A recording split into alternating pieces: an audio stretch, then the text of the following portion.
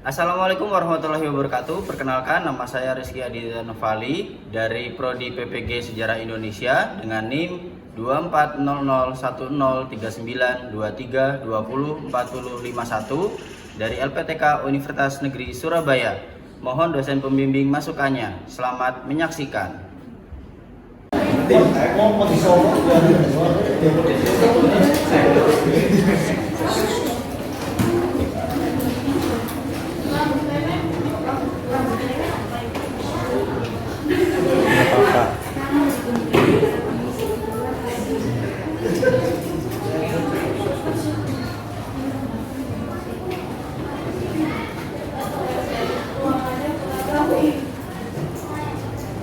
Assalamualaikum warahmatullahi wabarakatuh.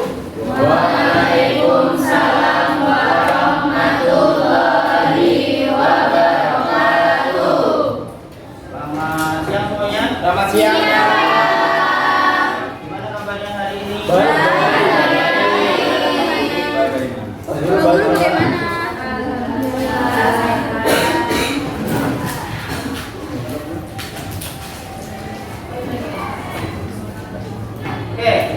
Sebelum kita memulai pembelajaran hari ini, apa baiknya kita berdoa terlebih dahulu. Silakan salah satu untuk pimpin doa.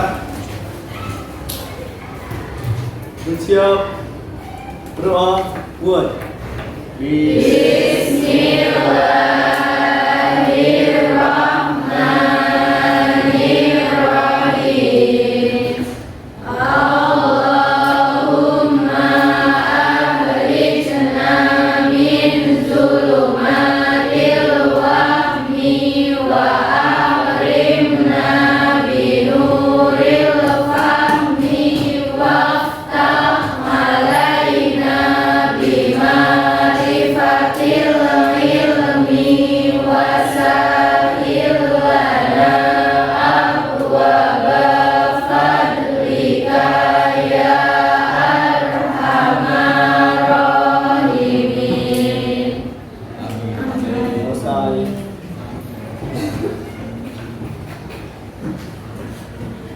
Hari ini ada tidak masuk? Tidak, Pak.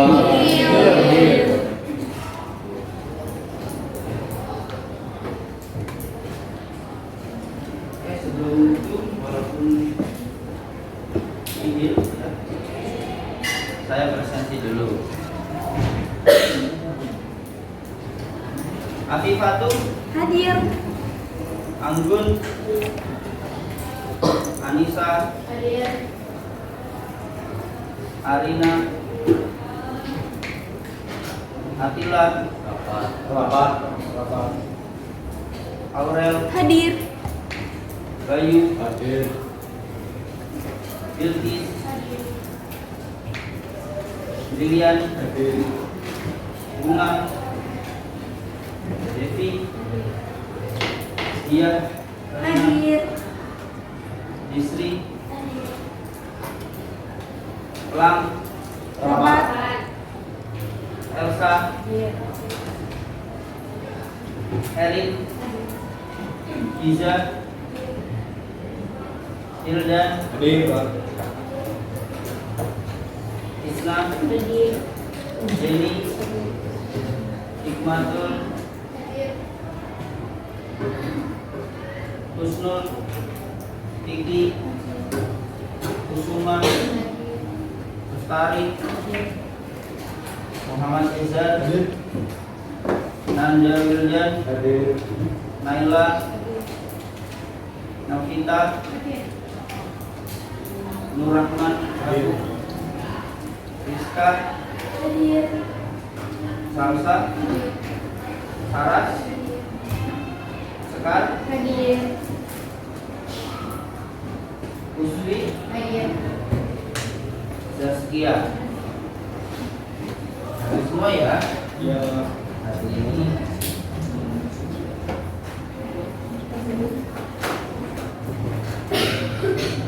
agak digeser sedikit.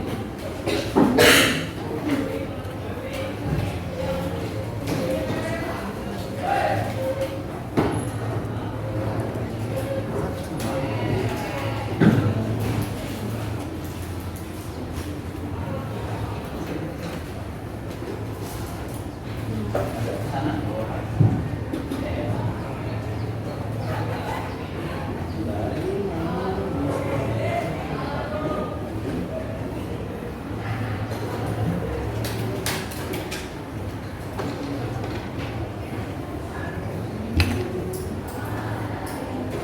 Oke, sebelum masuk ke materi, biar lebih semangat ya, kita yel-yelan dulu slogan sekolah kita Ya. atau semangat sekolah kita. Ya. Siapa kita? Mahasiswa berbudaya. Semangatmu. Saatnya maju dan berbudaya. Oke, nggak pada semangat, tapi saya minta sekali lagi ya. Siapa kita? Mahasiswa berbudaya. Mana semangatmu? Saatnya maju dan berbudaya. Oke, hari ini kita akan mempelajari sesuatu hal, tapi sebelum itu juga saya ingatkan kembali kesepakatan kelas yang sudah pernah kita sepakati bersama. Ada yang masih ingat? Ada. Apa? Coba contohnya, Iza. Ketika kita mau keluar dari kelas, tapi di situ masih saat jam KBM dan ada guru, itu kita harus permisi atau meminta izin terlebih dahulu. Oke, satu itu. Yang kedua apa lagi? Menghormati orang berbicara di depan. Ya, menghormati orang besar di depan. Salsa, selesai. Oke, tidak boleh mengobrol. Wildan? Makan saat jam istirahat. Oke, tidak boleh makan ya di dalam kelas. Makanya nanti kalau jam istirahat dari HP juga ya, biasanya HP nih dari kalian yang sering digunakan. Nah, coba dari kebersihan kelasnya, kira-kira udah bersih atau belum? Sudah. Lacinya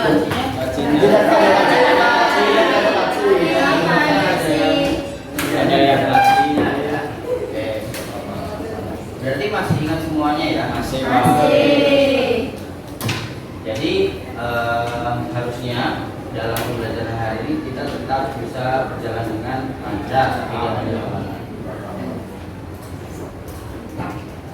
Oke, karena kemarin kita sudah membahas soal disintegrasi bangsa, berarti kita nanti mulai masuk ke materi demokrasi liberal yang berlangsung di Indonesia antara tahun 1950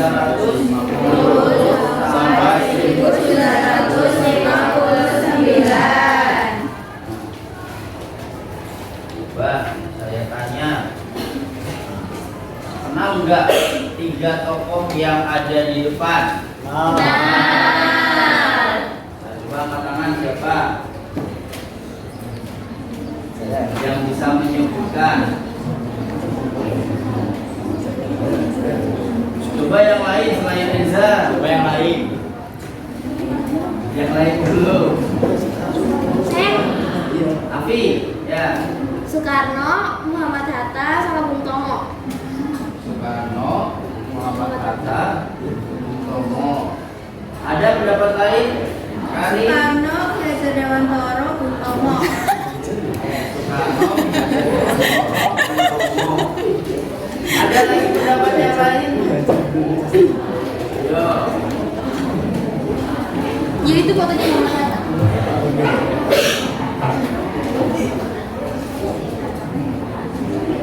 Ada lagi.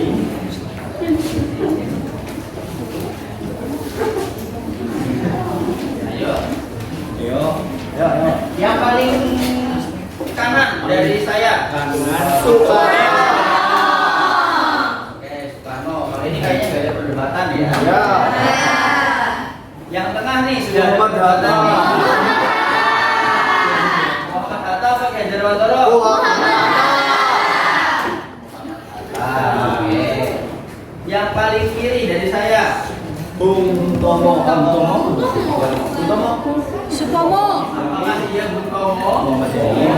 Coba kalau kaitannya sama demokrasi liberal kira-kira siapa? Salah satu perdana menteri ya. Supomo. Ayo. Saya kasih clue. Inisialnya SS. Bukan warung. Sultan Syahrir. Sultan Syahrir. Siapa? Sultan Syahrir. Sultan Syahrir. Yang paling kiri itu Sultan Syahrir. Ya. Ya, Pak. Mungkin dia karena mukanya agak mirip-mirip. Agak mirip. Ada sama bajunya, Pak. Bajunya ya. Ya itu ya baju era dulu ya. Oke, sekarang coba saya tanya lagi. Nah, kaitannya masih dengan demokrasi liberal. Tadi siapa? Perdana Menteri pertama Indonesia? Ya, Eza. Sultan Syahrir. Sultan Syahrir. Wildan. Muhammad Nasir. Oke, ada dua jawaban berbeda. Siapa yang mau menambahkan lagi? Mungkin ada jawabannya beda atau setuju semua dengan dua pendapat ini? Sultan Syahrir. Sultan Syahrir. Coba yang Sultan Syahrir angkat tangan. 1, 2, Pak Guru juga angkat tangan. 10. Yang Muhammad Nasir.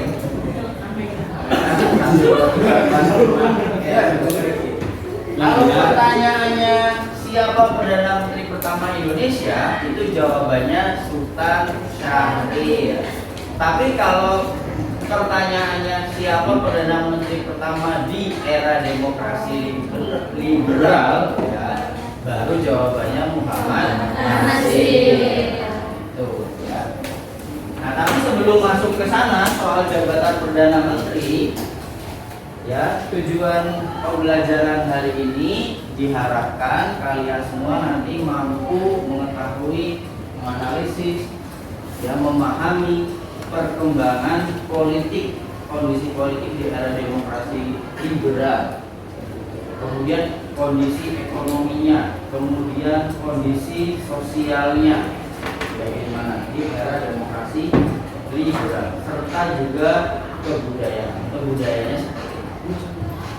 Iya, bisa ya? Tentunya dengan rasa tanggung jawab. Kita mulai masuk ke apa sih demokrasi liberal itu?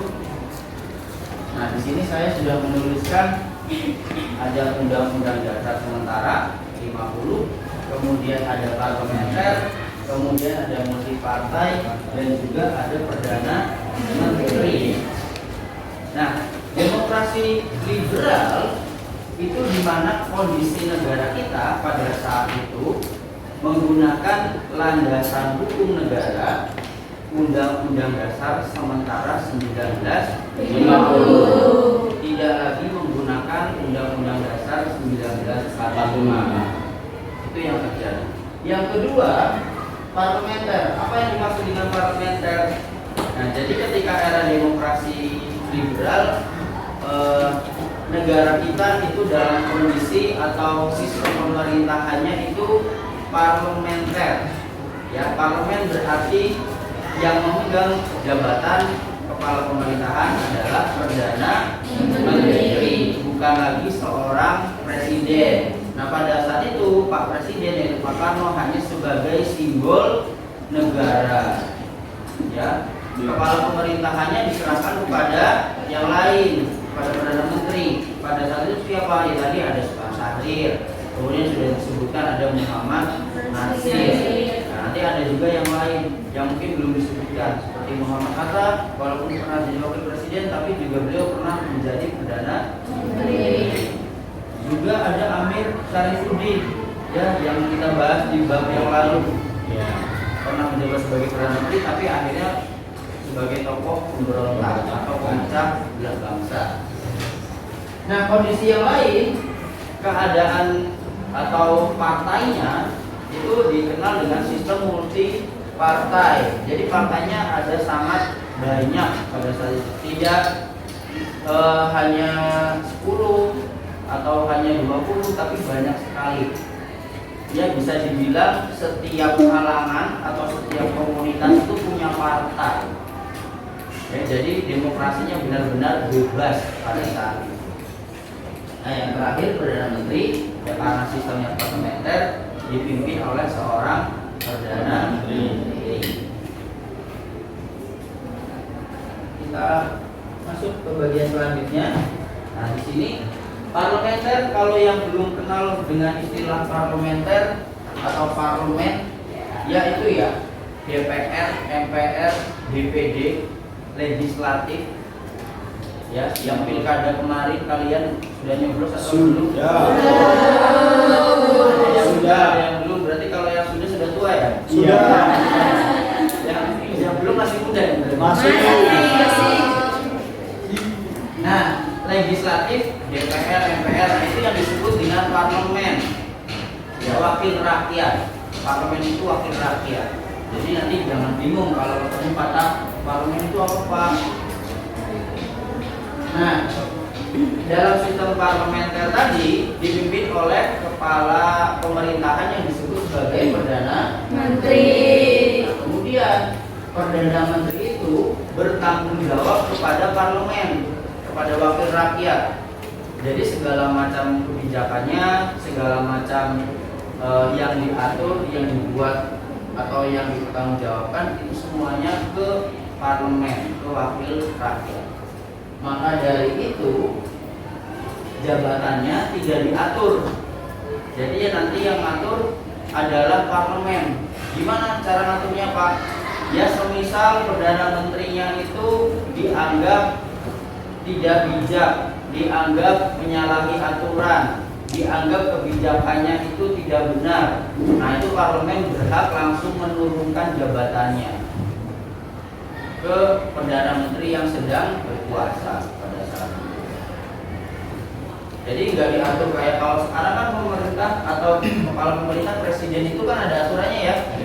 Dalam jabatan periodenya maksimal 2 periode. 1 periode 5 tahun. Kalau dulu nggak, bebas.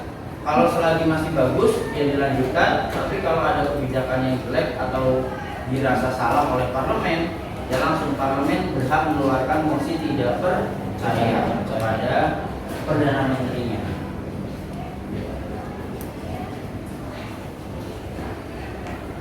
Oke, nah ini dia kabinet atau Perdana Menteri di era demokrasi liberal. Itu ada berapa di situ? Ada 7. Ada 7. Dari yang pertama tadi ya di awal Yuda sudah menyebutkan ada Muhammad Nasir, kemudian yang kedua ada Sulaiman, kemudian yang ketiga ada Ali Hassan 1, kemudian ada yang selanjutnya Ali Hassan 2, dan terakhir Juanda. Nah inilah 7 kabinet atau 7 Perdana Menteri yang pernah berkuasa di era demokrasi liberal. Ya. Sampai sini dulu mungkin ada pertanyaan? Belum. Oke. Paham semuanya berarti ya? Paham. Oke, yang selanjutnya, nah, dari ketujuh kabinet tadi, saya minta kalian untuk membuat kelompok untuk berdiskusi. Apa yang didiskusikan?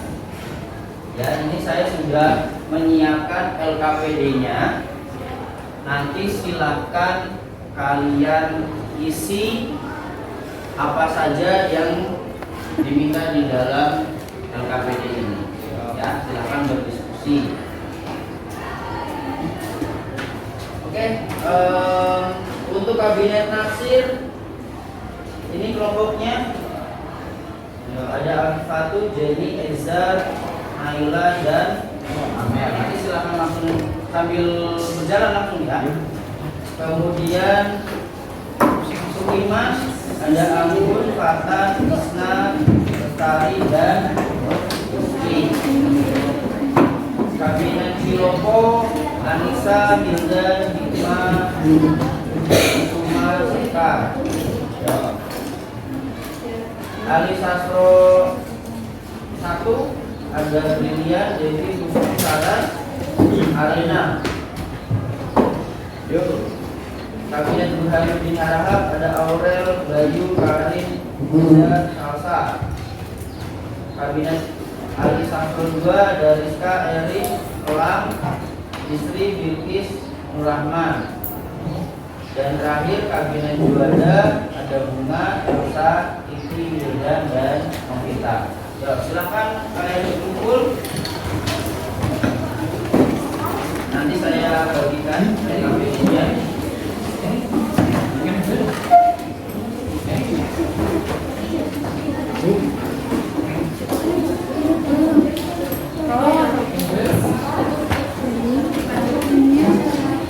Ayo, duluan. Di sini boleh, di sini boleh. Di sini ada satu.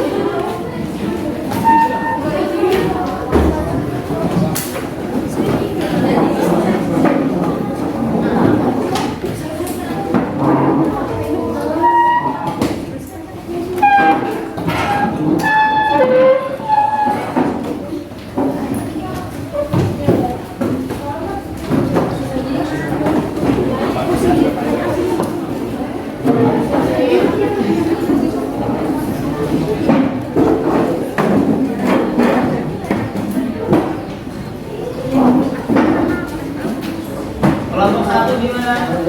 Kelompok 2 juga boleh.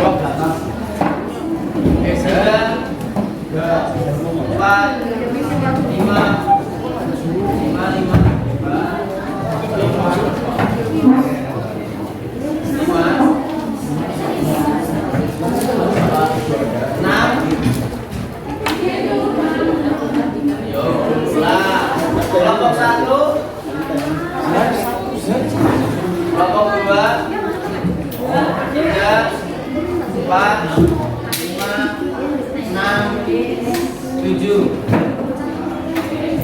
Saya bagikan dulu. Dan ditulis namanya.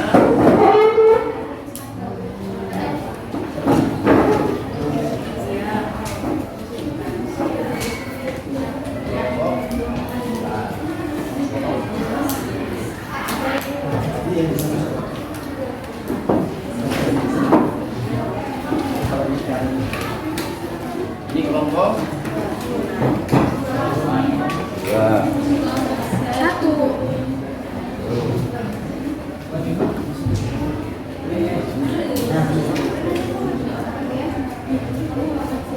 Oke, di situ di LKPD sudah terisikan pertanyaan dari mulai kabinetnya. Ya, kelompok pertama tentunya adalah kabinet Natsir. Nah, kemudian yang diminta yang kedua adalah apa? Program kerja dari kabinet tersebut atau kabinet yang kalian dapat. Kemudian yang ketiga, keberhasilannya apa? Semuanya berhasil atau tidak dalam program kerja. Kemudian yang keempat, permasalahan yang dihadapi oleh kabinet tersebut. Ya, permasalahan negara yang dihadapi. Oke, silakan kalian kerjakan. Waktunya 15 menit cukup ya? Cukup. Cukup 15 menit. Cukup.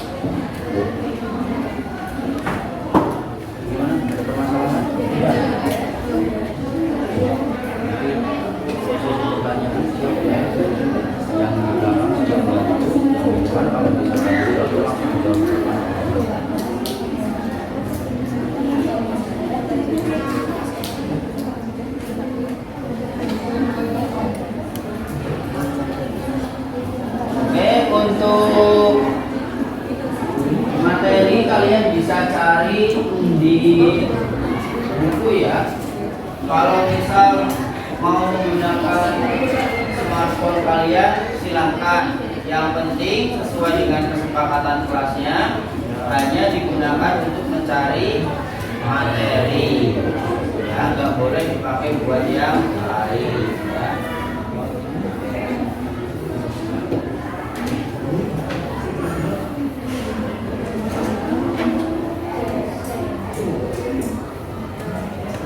Sudah ada yang selesai? Belum. Bapak nanya aja. Ya.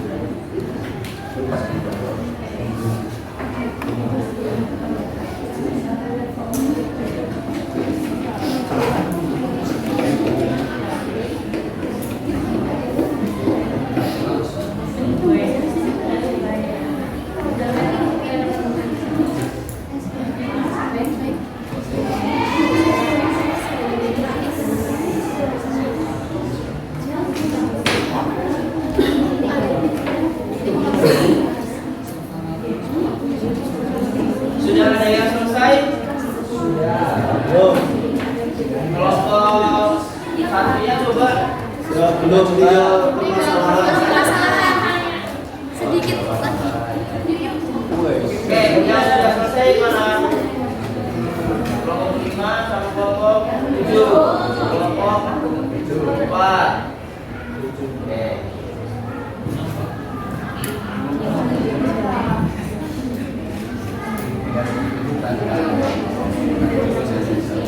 Coba 1 menit, 2 menit saya tunggu lagi. 2 menit saya tunggu lagi. Kira-kira kelompok satunya sudah selesai atau belum? Kalau bisa urut nanti urut. Kalau misalnya tidak, saya ambil acak aja.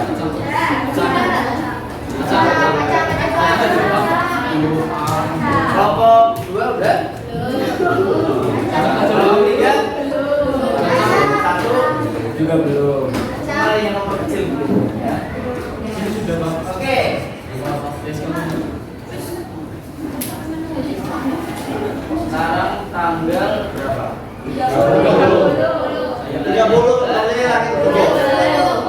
3. 30 kali yang lain.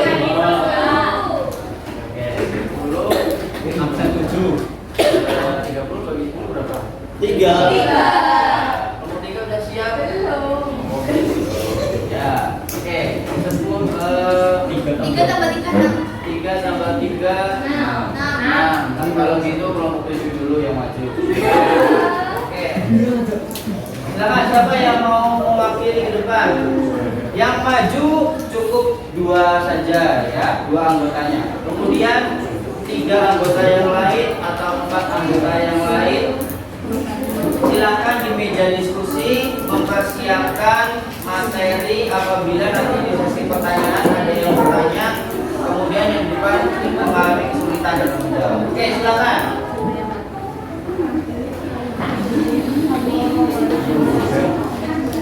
Nah, sekarang punya Juanda ya. Oke, start. Saya ambil buku nilai.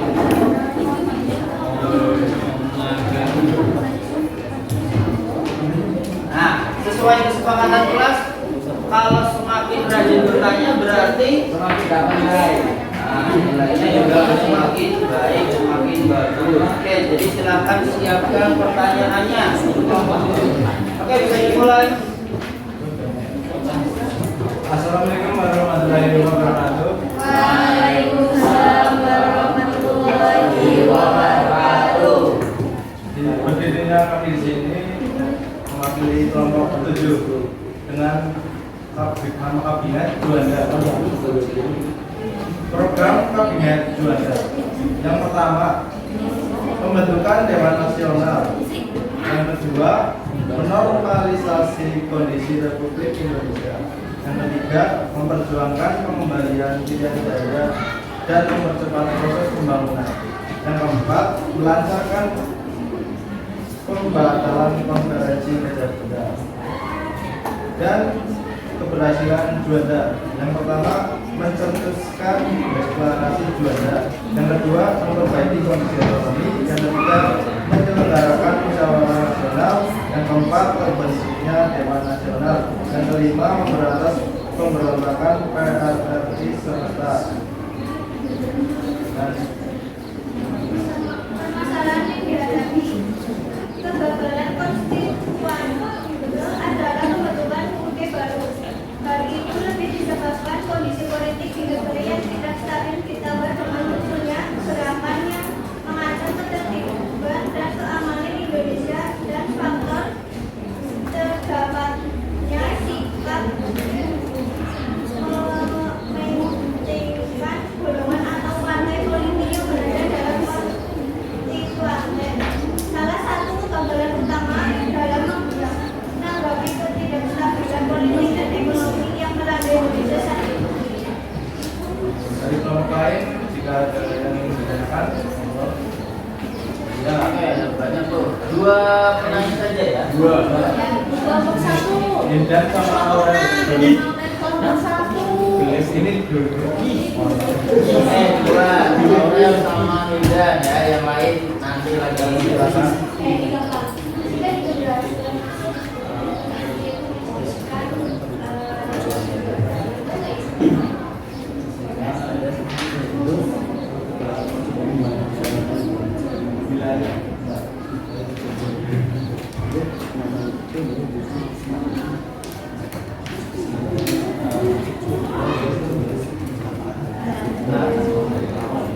Saya akan membacakan isi deklarasinya, yaitu aturan mengenai batas perairan Indonesia yang sebelumnya dianggap mengancam keamanan dalam negeri. Berdasarkan deklarasi tersebut dinyatakan bahwa wilayah laut dan daratan NKRI adalah satu kesatuan. Cukup dari Aurel. Ya. Tadi saya membaca di ada pertanyaan dari disebut saken kabinet atau saken itu artinya saken itu apa? Terima kasih. Kabinet saken itu apa? Nah, mungkin yang di meja diskusi bisa bantu jawab yang di depan. Boleh.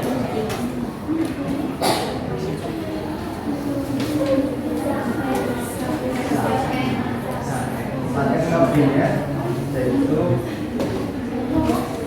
kabinet yang tidak berasal dari partai politik serta memiliki 2 anggota yang pokoknya kabinet tersebut tidak dari partai politik. Terima kasih. Jika sudah ada yang tanya, sekian dari kelompok kami. Wassalamualaikum warahmatullahi wabarakatuh.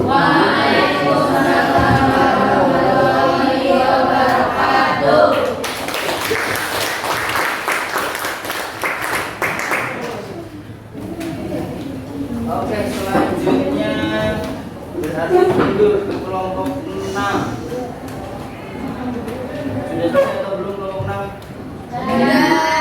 Bersiap.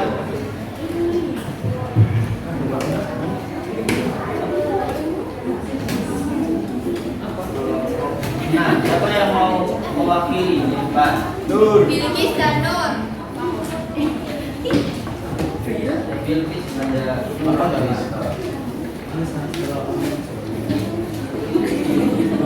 Yang di meja diskusi bersiap bantu jawab ya.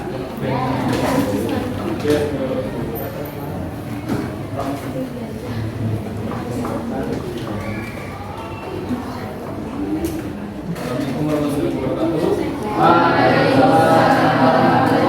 wabarakatuh. Jadi kami akan menjelaskan tentang kabinet Ali Sastro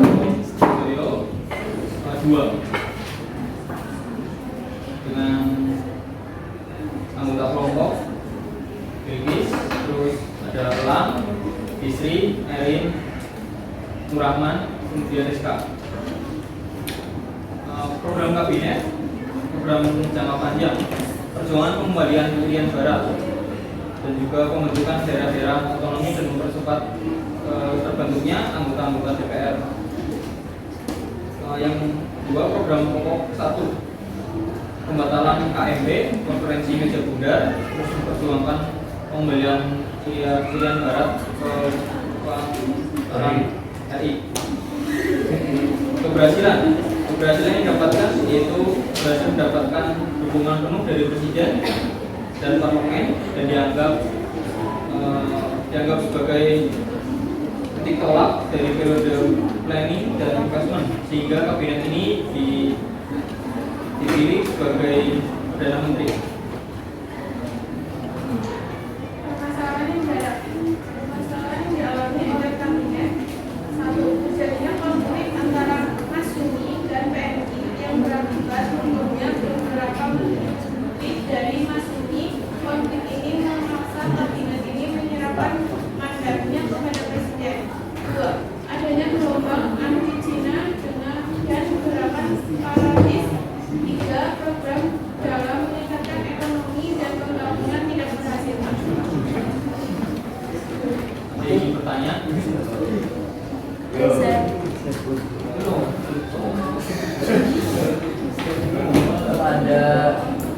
Ada Wildan, ada Jenny, ada Ender. Jenny dan Wildan. Satu dong.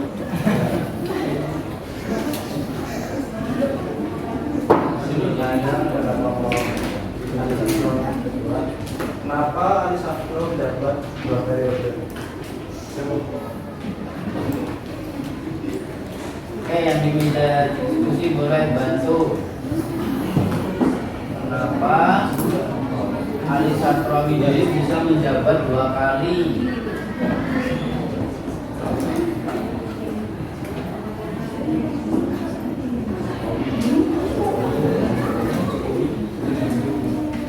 Sambil menunggu boleh nambah pertanyaannya ini juga nih. Silakan.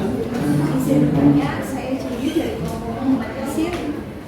Contoh program yang tidak berhasil dalam meningkatkan ekonomi dan pembangunan dari kabinet Ali Sastro Amijoyo 2 apa? program yang tidak berhasil itu contohnya apa? Kan tadi di permasalahannya ada program yang tidak berhasil dalam peningkatan ekonomi dan pembangunan. Dan di situ yang tidak berhasil itu program seperti apa? Oke. Gimana? Izin menjawab pertanyaan dari Mas Windan dari kelompok 7 Juanda. Karena pada masa pertamanya ditunjuk oleh Soekarno untuk menjabat sebagai Perdana Menteri dan membentuk kabinet penggantikan kabinet kelompok. Cukup? Dan Saya boleh interupsi nggak?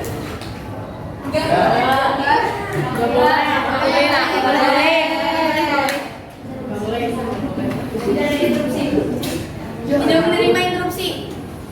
Kelompok kontak itu. Izin menjawab untuk pertanyaan sendiri dari kelompok Muhammad Nasir. Program apa yang tidak berhasil dalam meningkatkan ekonomi dan pembangunan dari Kabinet Ali Sastro, yaitu tidak berhasil meningkatkan ekonomi dan pembangunan melalui beberapa program. Program ekonomi terencana terhambat oleh ketidakstabilan politik dan kurangnya dukungan. Usaha nasionalisasi perusahaan tidak memberikan hasil maksimal karena kurang pengelolaan yang baik. Pembangunan infrastruktur terhambat oleh terbatasnya anggaran dan pengelolaan yang buruk. Sementara kebijakan pengendalian inflasi tidak efektif, sehingga inflasi tetap meningkat. Ya.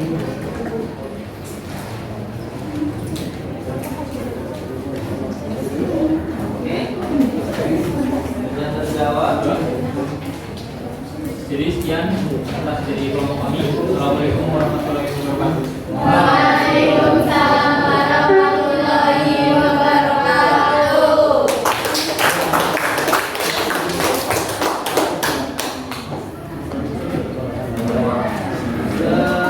Selanjutnya kelompok 5 dulu. Kelompok 5 dulu. Silakan. Silakan. Oh. Yuk, siapa yang mau maju dari yuk tadi yang tidak Aurel Ganta.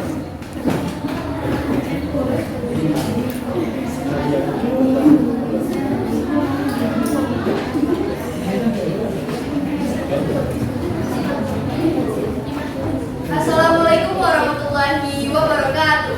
Waalaikumsalam warahmatullahi wabarakatuh. Berdirinya saya di sini, saya akan mempresentasikan hasil kerja kelompok kami, yaitu dari Kabinet Burhanuddin Harahap. Yang saya sendiri, Aulul Zadidayama Kesenam. Program kabinet dari Burhanuddin Harahap yang pertama adalah mengembalikan kewibawaan jasa atau modal pemerintah, contohnya kepercayaan angkatan darat dan masyarakat kepada pemerintah. Yang kedua, melaksanakan pemilihan umum menurut rencana yang sudah ditetapkan dan menyegarakan terbentuknya parlemen yang baru.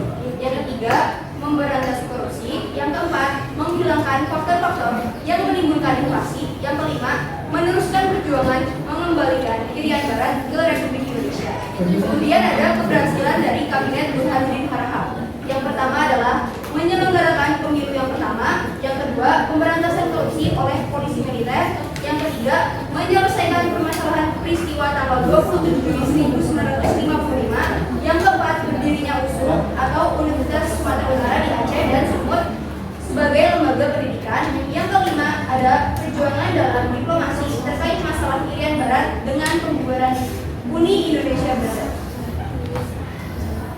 Persoalannya tadi, kabinet ini hanya berhasil memerintah selama 5-6 bulan. Meskipun memperoleh banyak keberhasilan, sebenarnya dalam menjalankan kabinet ini menjadi kompak dan utuh karena tidak ada pertentangan dari partai. Selain dari posisi partai, tidak adanya usaha untuk mendapatkan kabinet. Sementara kabinet yang diharapkan kurang mendapatkan restu dari presiden. Perselisihan antara partai-partai terutama Masyumi dan PNI karena perbedaan ideologi. Tuntutan dari daerah untuk mendapatkan otonomi yang luas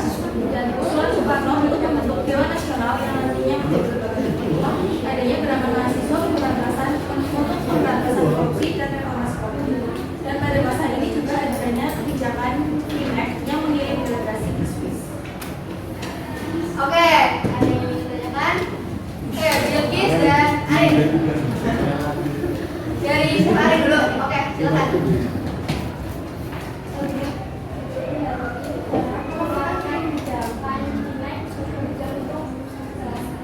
Oke, Bilkis, kita mulai ya. Apa faktor-faktor yang menyebabkan jatuhnya kabinet Burhanuddin Harahap meskipun berhasil menyelenggarakan pemilu secara demokratis? Dari Arin dulu ya. Tadi pertanyaannya, benar gak nih? Kabinet Burhanuddin Harahap mengeluarkan kebijakan Pileg. Itu bisa jelasin.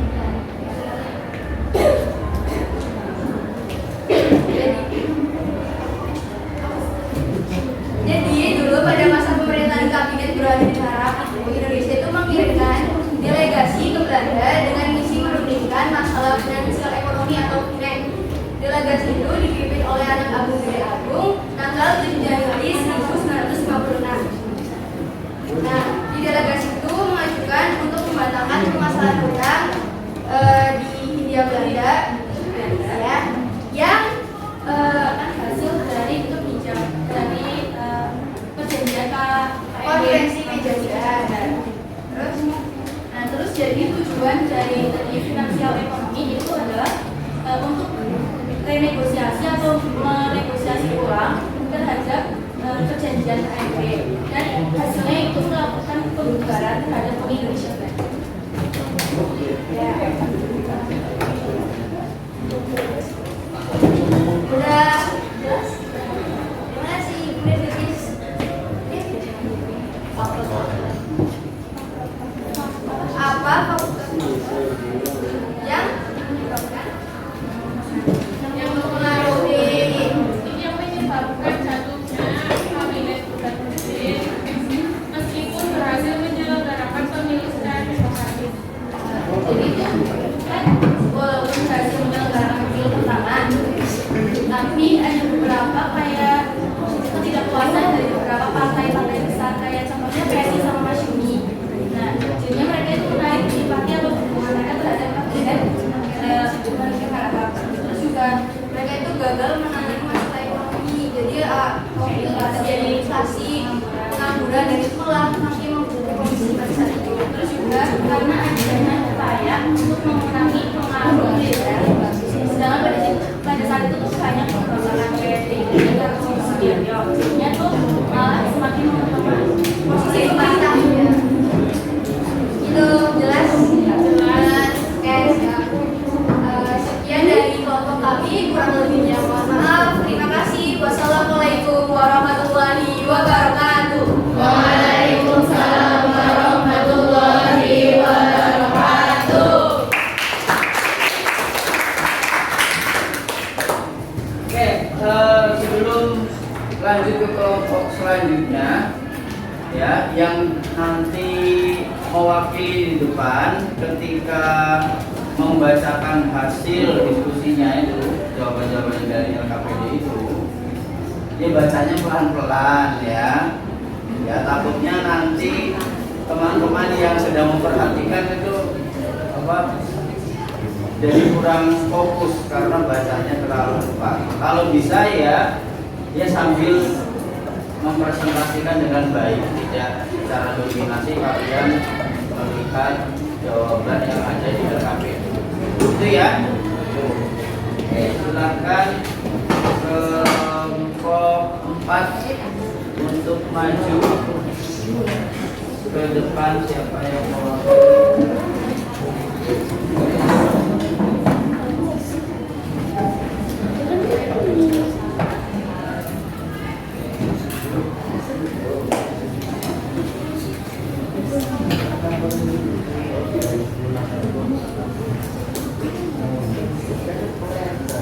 Assalamualaikum warahmatullahi wabarakatuh. Waalaikumsalam warahmatullahi wabarakatuh.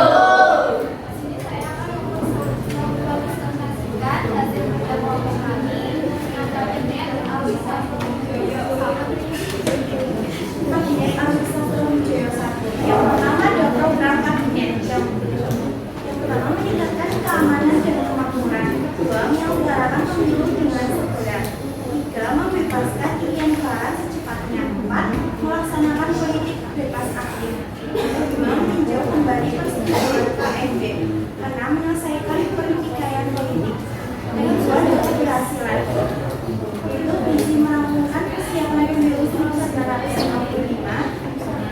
Lomba itu hubungan dengan Cina menyelenggarakan konferensi Asia Aksara atau AAA. Yang ketiga ada permasalahan yang dihadapi, yaitu ketidakberhasilan menangani masalah ekonomi, harga barang dan pokok meningkat, inflasi meningkat dan pemerintah tidak mampu menyeimbangkan anggaran sehingga terjadi defisit anggaran dan krisis ekonomi. Yang kedua, kegagalan mengatasi konflik antara kaum daerah, konflik antara partai koalisi dan NU, di mana NU menarik dukungannya dari kabinet Alisa Satu karena timbul masih tidak percaya.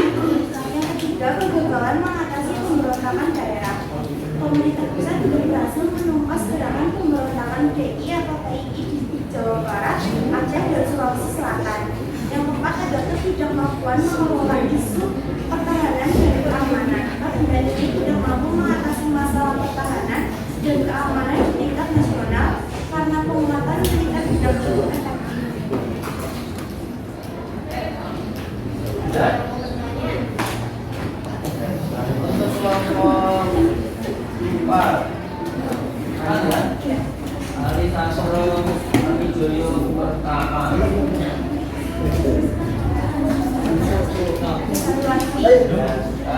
Ada Eza, silakan.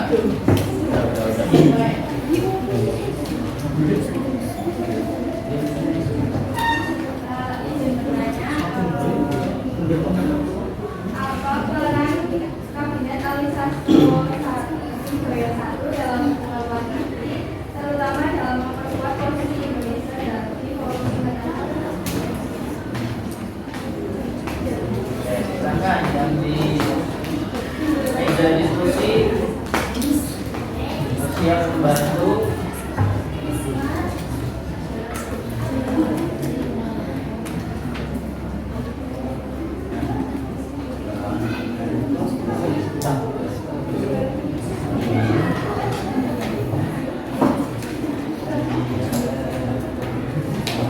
Bisa dijawab langsung atau menunggu dulu? Oke, bisa menanggung jawabannya pertanyaannya Iza? Jawab dulu. Oh, jawab dulu. Oke, silakan. Jadi peran kabinet Ali Sastro Saihu dalam forum internasional ini, dia mendapat banyak dukungan dari beberapa negara, di mana dia mempunyai tujuan untuk mengambil irian barat dari negara berada, karena irian barat itu mempunyai sumber daya alam terbuka yang bisa dimanfaatkan oleh Indonesia untuk kemajuan pemerintahannya. Jadi untuk dalam hubungan luar negeri dia belum berhasil mengambil irian barat, tetapi dia berhasil mendapat dukungan diplomasi dari banyak negara dari konferensi Asia Afrika. Cukup. Masih. Jadi gue sedikit bertanya dari kelompok kecil kan dari yang aku baca nih bahwa di masa kabinet Ali Sastro Amijoyo Satu itu kesulitan dalam mencapai tujuannya. Banyak yang kayak gagal gitu, kayak dengan meninggalkan sekolah dari Islam, terus banyak juga pemberontakan di daerah Aceh, dan juga inflasinya ini masih tinggi, terus kesejahteraan rakyatnya ini masih sangat-sangat kurang. Kenapa sih Ali Sastro Amijoyo ini masih dipercaya untuk melanjutkan kabinetnya, yaitu menjadi kabinet Ali Sastro Amijoyo II? Sekian, terima kasih.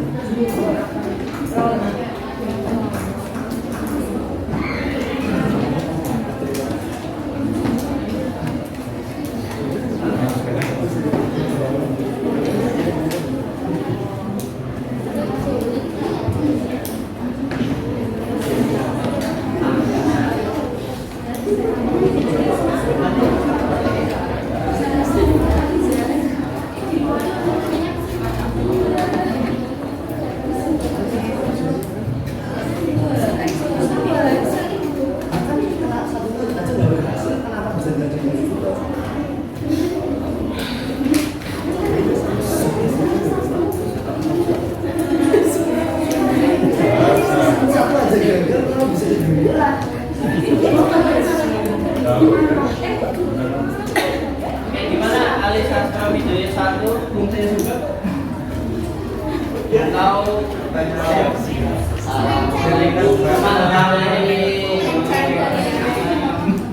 Alisatura Midori 2 bisa bantu menjawab juga boleh.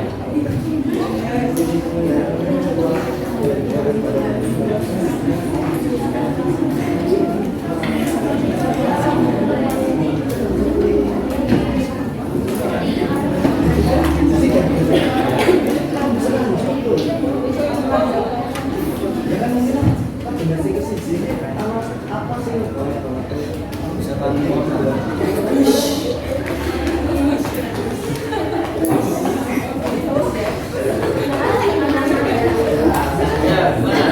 Silakan dijawab dulu. Menjawab, kabinet Alisatura 1 itu mendapat kepercayaan karena memuncak pada mosi yang tidak percaya yang diajukan oleh anggota parlemen dan berbagai fraksi. Ini menunjukkan berkurangnya dukungan politik di DPR terhadap kabinet ini yang akhirnya menyebabkan kabinet ini jatuh pada tahun 1995. Ya kan saya juga berhasil melakukan pemilu tahun 1995, tapi akhirnya karena tidak banyak masalah yang terjadi, yaitu NU partai pendukung dari kabinet Alisatura 1 itu pun menarik dukungannya karena sudah menimbulkan mosi tidak percaya dari kabinet Alisatura itu. Dan karena Alisatura 2 itu dibentuk lagi, itu kan dari Presiden Soekarno-nya kayak dia mungkin berikan kepercayaan 2 kali kesempatan buat jadi kabinet perdana menteri lagi. Sudah?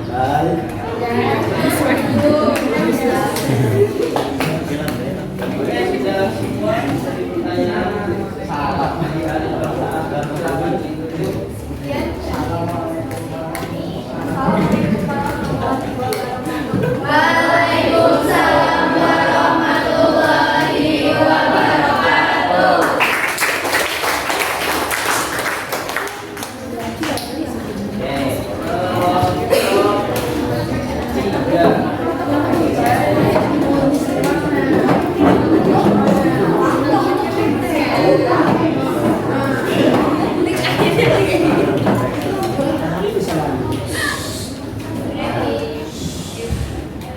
Assalamualaikum warahmatullahi wabarakatuh.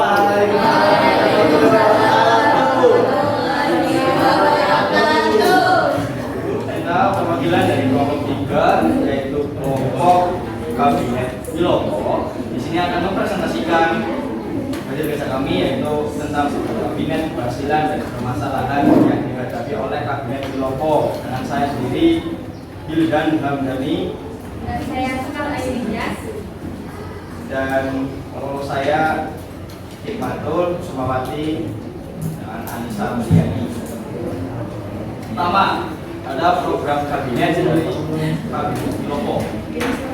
Ada 2 program kabinet. 1 program dalam yang pertama menyelenggarakan pemilihan untuk memilih jabatan konstituan untuk DPR dan yang lain. Yang kedua, meningkatkan kemakmuran rakyat. Kabinet Wilopo meningkatkan kemakmuran rakyat di Indonesia. 3, meningkatkan pendidikan rakyat pada waktu itu yang belum kayak sekarang bisa meningkatkan pendidikan. Yang keempat, pemulihan stabilitas keamanan rakyat. Terus ada program luar negeri. Yang pertama, menyelesaikan permasalahan hubungan Indonesia dan Belanda. Yang kedua, pengembalian Irian Barat ke kemampuan Indonesia. Yang ketiga, menjalankan politik luar negeri yang bebas aktif. Keberhasilan Kabinet Wilopo. Yang pertama, yaitu keberhasilan stabilitas politik. Wilopo berhasil menciptakan suasana yang relatif stabil dalam konteks politik. 2, meningkatkan ekonomi. Meskipun menghadapi tantangan besar, beberapa langkah untuk menstabilkan ekonomi seperti pengendalian inflasi dan pengelolaan anggaran menunjukkan hasil positif Kabinet Wilopo. 3, pembangunan infrastruktur. Kabinet Wilopo memfokuskan upaya pada pembangunan infrastruktur dasar yang menjadi landasan bagi pembangunan Indonesia. Selanjutnya ada permasalahan yang dihadapi pada Kabinet Wilopo. 1. Ketidakstabilan politik. Meskipun ada upaya menciptakan stabilitas, konflik antar partai politik dan tekanan dari berbagai kelompok tetap mengganggu pemerintahan yang merupakan ketidakpuasan rakyat. Yang kedua, krisis ekonomi. Wilopo tidak sepenuhnya mampu mengatasi inflasi yang terus meningkat dan masalah ekonomi lainnya. Yang ketiga, reformasi yang terbatas. Upaya reformasi agraria dan sosial seringkali terhambat oleh perlawanan dari kelompok-kelompok tertentu, sehingga hasilnya tidak maksimal. Sekian dari kita. Ada yang mau ditanyakan? Ada cacat doang? Ya, tidak bisa kita menerima. Yo, ada lagi. Ya, tarik dan Caca dan Karim. Ya, Caca dulu. Siapa katanya? Caca. Perkenalkan, nama saya Fatul Harunisa. Di sini saya izin bertanya, kan di Kabinet Wilopo itu ada yang namanya peristiwa Tanjung Morawa. Itu apa sih penyebabnya? Sekian. Tanjung Morawa. Tadi lagi tadi. Ya, Tanjung Morawa.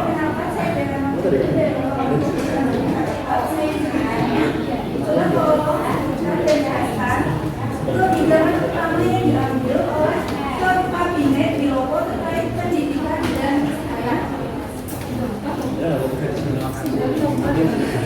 Saya sendiri bisa menjawab. Akan kita berbuat.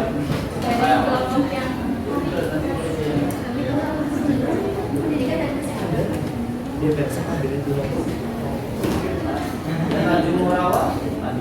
Peristiwanya apa?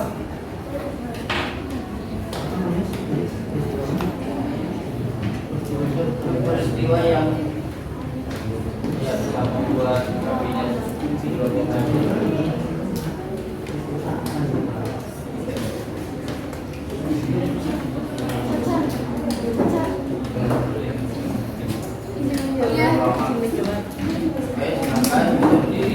Izin menjawab. Penyebab dari peristiwa Tanjung Morawa terhadap Kabinet Wilopo yang pertama, ketidakpuasan masyarakat terhadap krisis ekonomi yang melanda Indonesia. Yang kedua, kebijakan yang dianggap tidak efektif dalam mengatasi ketidakadilan sosial dan korupsi. Yang ketiga, ketegangan antar etnis, terutama antara masyarakat Tionghoa dan Melayu semakin meningkat. Terima kasih. Ada pertanyaan lagi?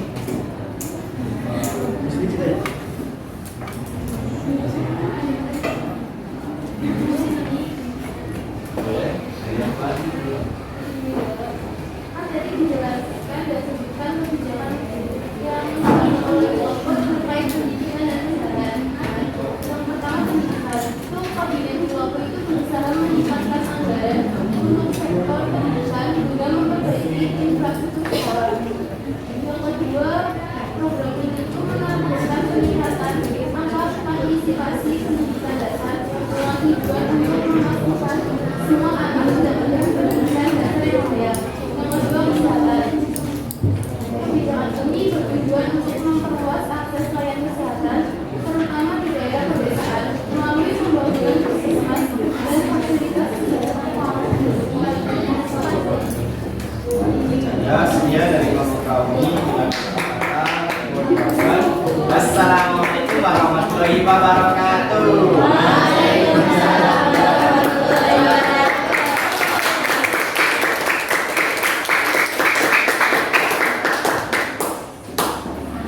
Oke, langsung kelompok 2.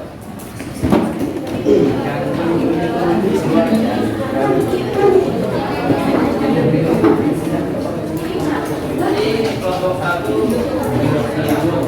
kelompok 1 bersiap. Assalamualaikum warahmatullahi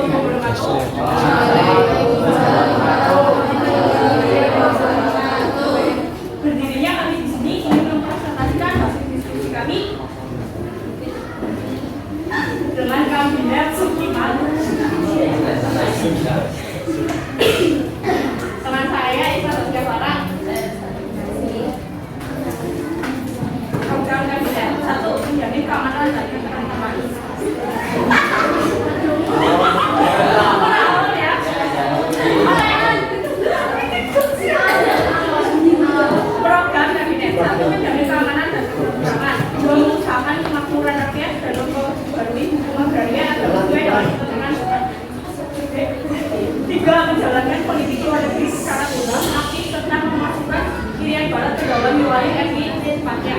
4. Mempercepat persiapan pemilihan umum. Keberhasilan 1. Memperhatikan hasil dalam kerja. 2. Memperhatikan usaha kecil. 3. Memperluas pendidikan. 4. Mempersiapkan pemilihan umum dan politik luar negeri. 5. Memperbarui hukum agraria. Permasalahan yang dihadapi 1. Tidak harmonisan hubungan antara pemerintah dan pihak militer. Dan yang kedua, karena tidak masuknya sultan.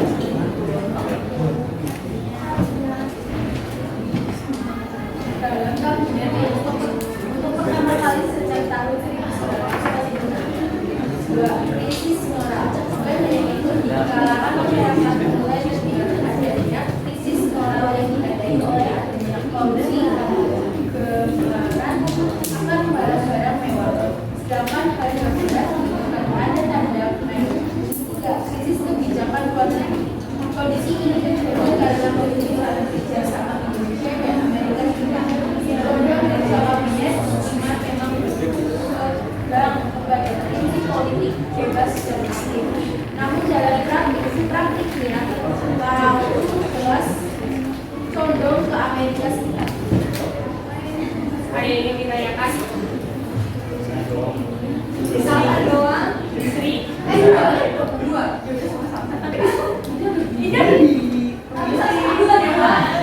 Billy belum, Billy ramai takut belum.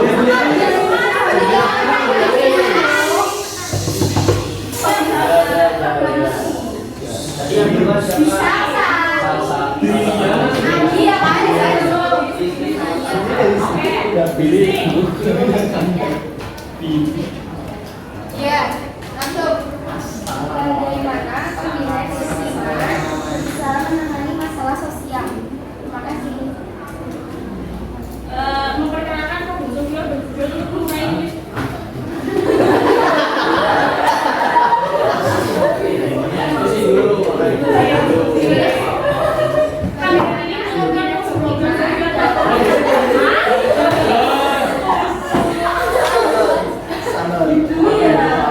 Bagaimana Sukiman berusaha menangani masalah sosial?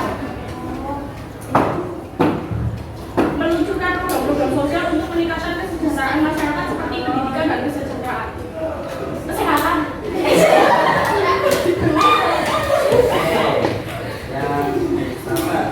Coba.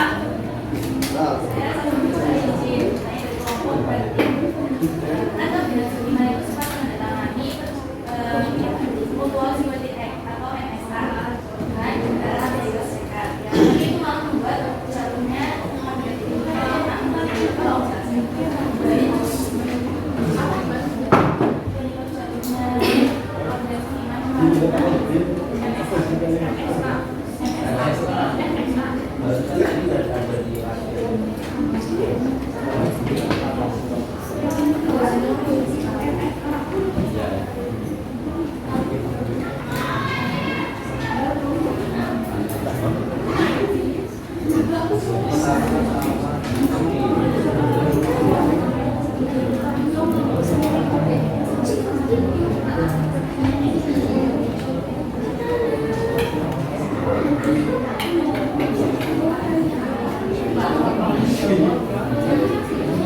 Yang di meja diskusi boleh cari jawabannya.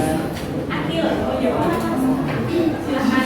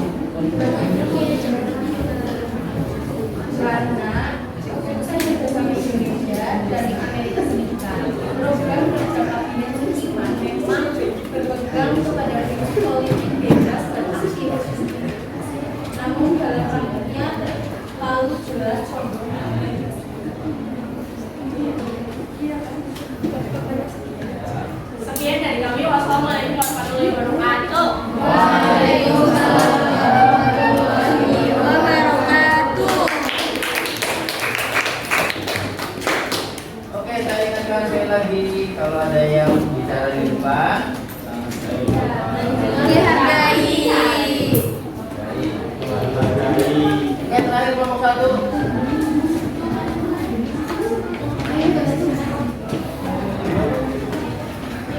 Ayo, agak kalau sini nggak apa-apa.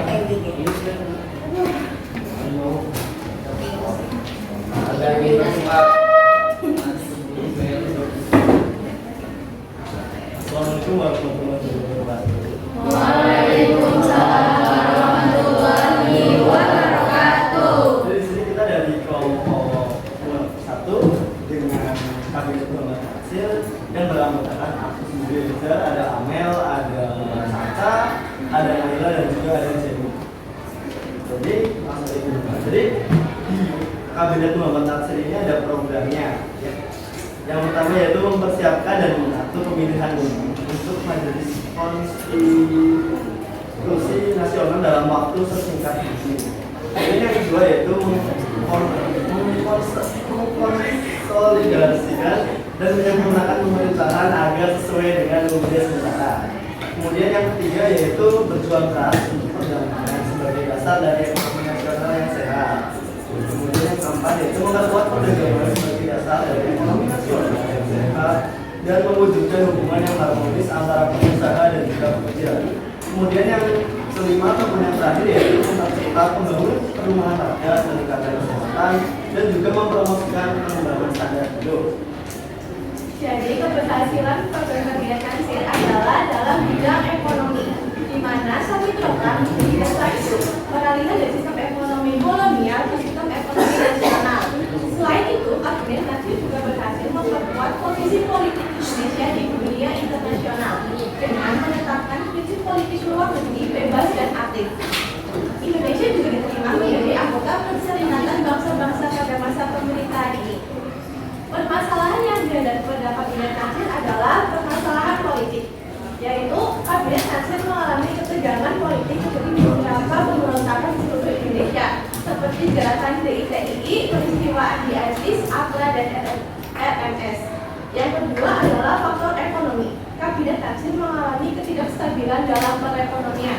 Yang ketiga, faktor sosial. Partai Masyumi, partai politik yang mendominasi kabinet mengalami perpecahan. Dan yang terakhir adalah budaya. Negosiasi terhadap Irian Barat dilakukan, namun tidak menemui kebuntuan, tidak menemui jalan di golongan jalan jadinya buntu. Ada yang mau bertanya? Itu ada itu ada si siapa? Ada Lilian sama Ulama.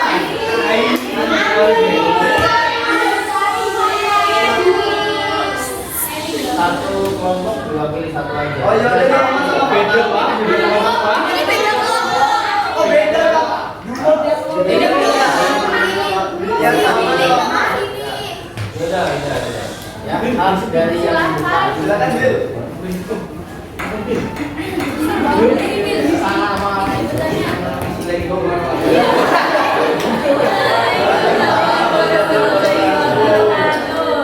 Di sini bertanya, bagaimana pembubaran kabinet Nasir mempengaruhi hubungan internasional Indonesia?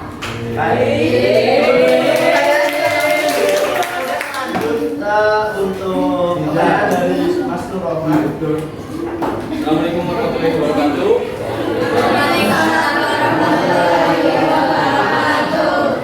Saya Nur Rahman dari kelompok 6 izin bertanya, bagaimana mosi integral Nasir mempengaruhi transisi dari sistem pemerintahan federal ke negara kesatuan dan apa dampaknya terhadap stabilitas politik Indonesia pasca kemerdekaan?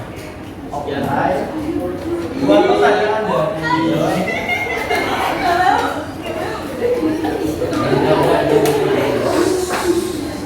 pertanyaan dari Mas Budi dulu tadi, gimana sih pembubaran dari kabinet Nasir ini mempengaruhi hubungan internasional? Jadi yang perlu kita ketahui ini di dalam kabinet Nasir sebelum pembubaran pastinya juga ada masalah. Jadi kayak ada masalah politik, ekonomi, sosial dan juga budaya. Jadi tentunya karena Indonesia ini adalah negara yang masuk ke dalam PBB ataupun Perserikatan Bangsa-Bangsa, yang artinya politik di dalam negeri ini berhubungan dengan politik di luar negeri. Jadi gimana sih Kabinet Natsir ini ketika bubar yaitu bisa mempengaruhi hubungan internasional? Jadi tentunya karena kabinet ini sudah berganti dari Muhammad Natsir ke kabinet selanjutnya, pastinya banyak kebijakan-kebijakan terkait luar negeri yang telah diubah. Mungkin cukup segitu, apakah Mas Brian bisa menerima? Oke.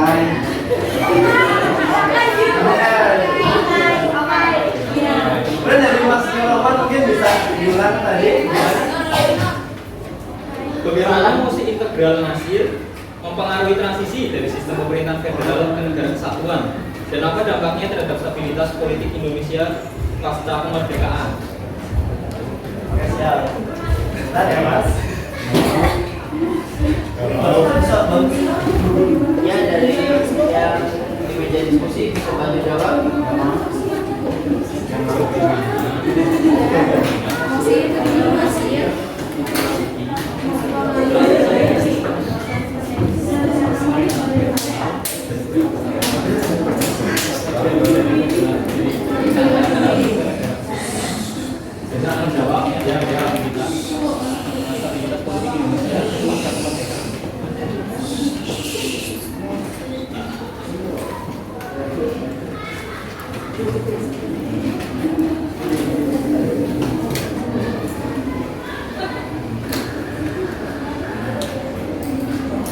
Ayo kelompok 1. Nah.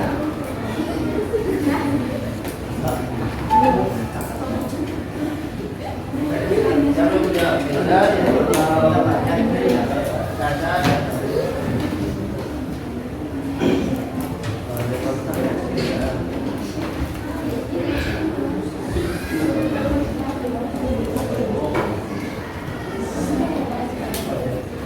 tadi itu gimana pertanyaannya? Aku ulangi ya. Gimana sih mosi integral dari Muhammad Natsir ini bisa mempengaruhi apa tadi?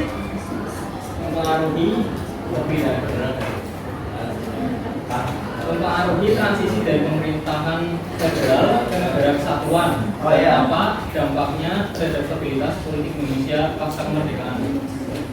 Baik, izin menjawab. Jadi mosi integral dari Muhammad Natsir itu berjudul jadikan satu NKRI, yang berisi mosi ini berisi tentang menyatukan wilayah Indonesia dari Sabang sampai Merauke yang saat itu terpecah dalam 16 negara bagian yang menjadi negara kesatuan atau federal, dan pada saat itu juga Natsir juga berhasil memperkuat posisi politik Indonesia di dunia internasional.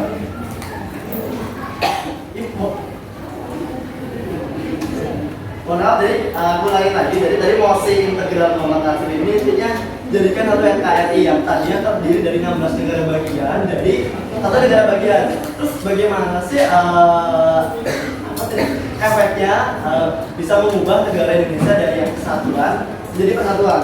Karena mosi dari Muhammad Natsir ini sangat berpengaruh ya untuk para rakyat Indonesia. Jadi dan juga mosi ini dijadikan patokan sebagai pengubahan bentuk negara yang tadinya yaitu federal menjadi negara kesatuan.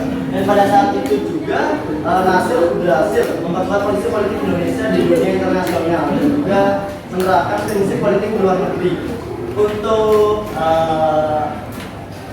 pengaruh dari perubahan federal ke arah kesatuan ini mungkin bisa dibantu sama Mbak Tata. Iya. Tadi. Jangan.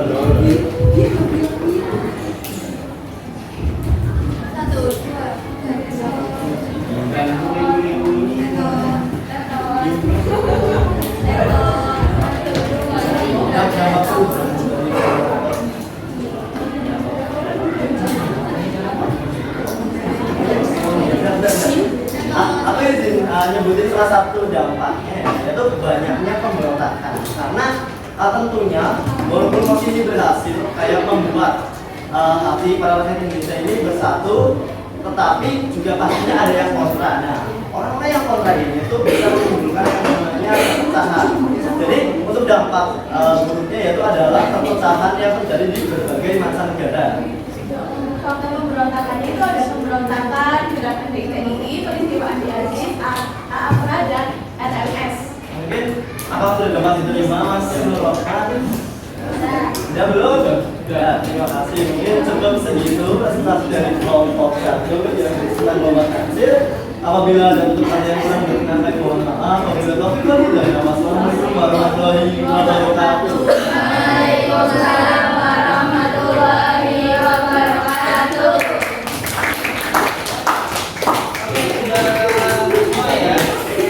Dulu itu tentang kalian semuanya.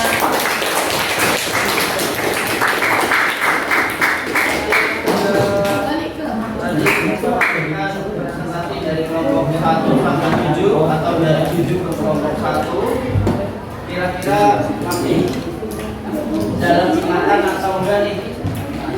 Materinya masih. Oke. Coba kalau gitu saya kasih pertanyaan nih.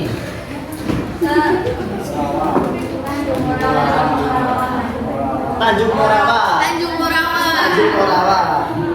Kuncinya apa tadi? Kabinet Demokrasi. Tadi kebetulan juga tadi ditanyain ya, aku ditanyain. Oke, jawabannya Tanjung Morawa. Kalau yang ini mungkin ada yang bisa jawab? Dari satu disebutkan keberhasilannya siapa? Harusnya dari kata. Oke, singkat. Berhasil mengadakan konferensi Asia. Oke, berhasil mengadakan konferensi Asia Afrika. Ada yang mau menambahkan? Saya Ya, Afi. berhasil menyelesaikan gerakan separatisme yang belum selesai. Oke, menyelesaikan gerakan yang belum selesai. Selanjutnya, coba kalau yang ini, kira-kira kenapa? Kok akhirnya runtuh demokrasi liberal ini? Mungkin kabinet juara bisa mewakili atau yang lain ada yang tahu jawabannya? Kenapa bisa runtuh demokrasi liberal? Kaitannya dengan apa? Ya, Eza. Kenapa sih demokrasi liberal itu bisa runtuh? Karena pada tahun 1999 itu di era demokrasi liberal berakhir. Itu ketika karena banyaknya konflik antar golongan dan juga ketidakmampuan untuk menetapkan dasar negara yang jelas. Oke, ya, karena Dewan Konstituan itu tidak bisa membuat dasar negara yang baru, ya akhirnya suara dekret presiden. Jadi kesimpulannya apa untuk hari ini? Kita belajar demokrasi liberal.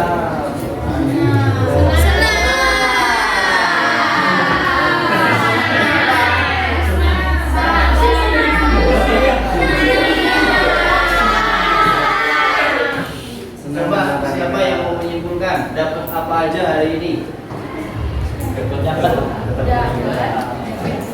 Materi hari ini. Ya, boleh baca. Hidup. Ya, berdiri nggak apa-apa.